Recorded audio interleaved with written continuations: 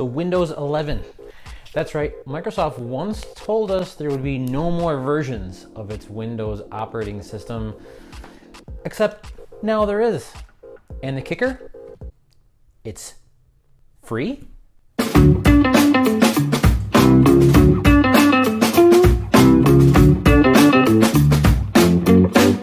Hey, it's Andy, and if you know me, you know I am not a Windows user. I mean, I have used it, of course, but I prefer Mac. And living in a world where the Mac OS is updated yearly, it's, well, about damn time Windows caught up. Yeah, obviously Windows is the more ubiquitous operating system that just dominates the world, but also it has a really poor history of updates, consistently good versions, and more importantly, these days, integration with the mobile experience. Now fine, outside the workplace is where things like integration with mobile probably matters more, but I think it's one small thing consumers really find useful. At least I do. As far as good versions, well, we've had Windows 7, then 8, that was less than awesome, and 10. And then Microsoft told us that would be the last version of Windows. Well, kind of. When they said that would be the last version of Windows, what they meant was that we will no longer see big launches or major upgrades every few years anymore. Like I said, it's about damn time, Microsoft. Apple has been doing this for years on the Mac. Yearly free operating system upgrades, bringing constant improvements. Microsoft says that Windows 11 will be released sometime this holiday season. So sometime late 2021, Q4 perhaps. So far, Microsoft has released the hardware requirements for Windows 11, but there's confusion over whether the company is pushing hard over the minimum threshold for which devices are eligible to be updated to the new version. So check Microsoft's website to see if your hardware is compatible for this free upgrade.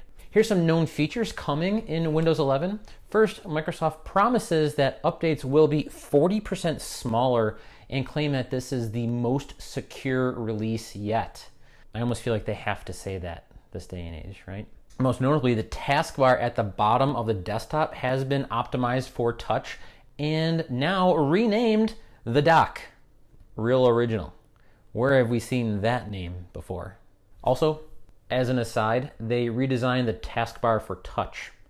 I recently posted a video about how I was wrong about the iPad Pro being ready for Mac OS, mostly because Mac OS is not ready for touch. So when is it we're going to see these types of changes coming in Mac OS? Okay, but this video is about Windows, so let's stay on track. There is a new multitasking feature called Snap Layouts, which enables you to arrange multiple windows, not just side by side anymore, but also in columns and more. Windows already had an excellent snap feature, way better than the Mac, and this just adds some cool new capability. What's more, they say that this feature will also come with a new feature when you use an external monitor. Now, usually we plug in our laptops into an external monitor that's larger than the laptop screen, or in addition to. And when you do this in Windows 11, it will remember your snap layout on that monitor and automatically apply it. That's pretty slick. Adding to its investment in the Teams platform, this is now built into the Windows 11 dock so that you can more easily chat and join meetings. Maybe they'll finally kill off Skype once and for all. The Windows Store is getting a revamp as well and already looks more useful, as for some reason they finally decided to include the most commonly used apps like, I don't know, Disney Plus, Zoom, Canva, WinZip, and Adobe Acrobat Reader, just to name a few. We may see this grow too, as Microsoft doesn't take a cut of paid apps if the developer uses an alternative payment platform. And we'll see if that at all hurts Apple in their battle with Epic Games, which I believe is an ongoing legal battle.